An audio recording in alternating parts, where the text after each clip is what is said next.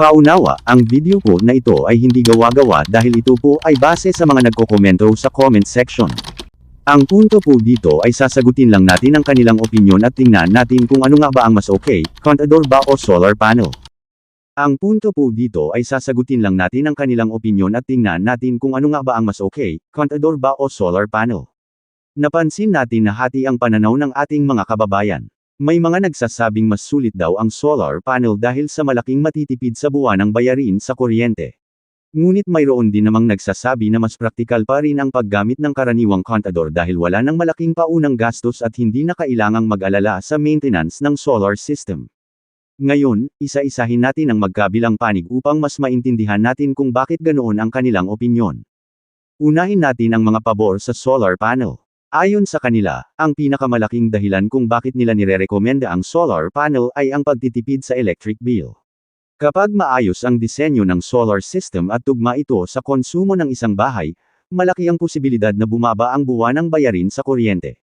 Sa ilang tahanan, umaabot pa nga sa higit kalahati ang nababawas sa kanilang bill. Isa pang dahilan ay tumataas ang presyo ng kuryente halos taon-taon.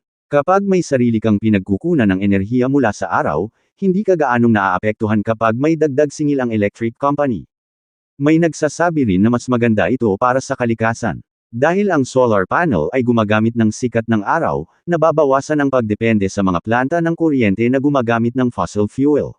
Para sa iba, malaking bagay na nakakatulong sila sa pagbawas ng polusyon habang nakakatipid pa. Isa rin sa mga binabanggit ay ang katahimikan at tibay ng solar panel.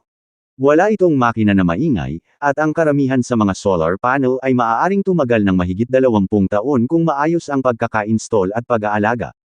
Ngunit hindi rin perpekto ang solar panel. Actually para sa akin may punto naman lalo na at wala pa naman pagkukuhanan si Kuya Oliver ng pambayad ng kuryente sa ngayon kaso sa installation ng solar panel ay gagastos po talaga sa umpisa. Samantala mga kaibigan ito naman po ang punto ng mga mas pabor sa kontador ng kuryente. Ayon sa kanila, ang pinakamalaking hadlang sa solar panel ay ang malaking puhunan sa umpisa. Hindi biro ang halaga ng isang kumpletong solar system. Para sa maraming pamilya, mas madaling magbayad buwan-buwan ng electric bill kaysa gumastos ng malaking halaga para sa solar installation. May nagsasabi rin na kahit may solar panel, kailangan pa ring isaalang-alang ang panahon. Kapag maulan o maulap ng matagal, bababa rin ang produksyon ng kuryente. Kung walang sapat na baterya o backup system, maaari pa ring umasa sa grid o sa kontador.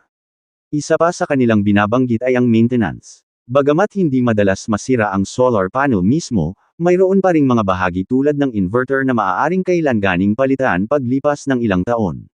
Kapag nagkaroon ng problema, maaari ring magkaroon ng dagdag na gastos sa pagkukumpuni.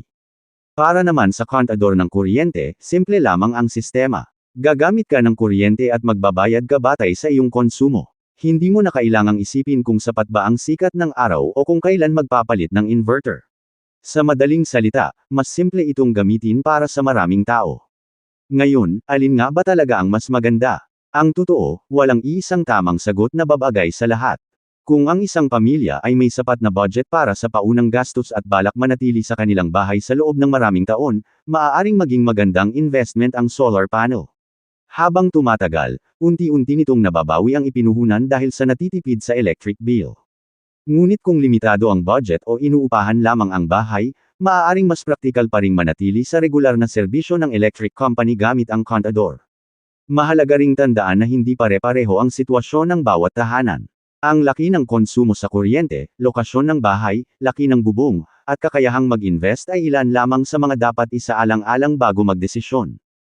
Kung ang layunin mo ay pangmatagalang pagtitipid at handa kang mag-invest, maaaring maging magandang opsyon ang solar panel.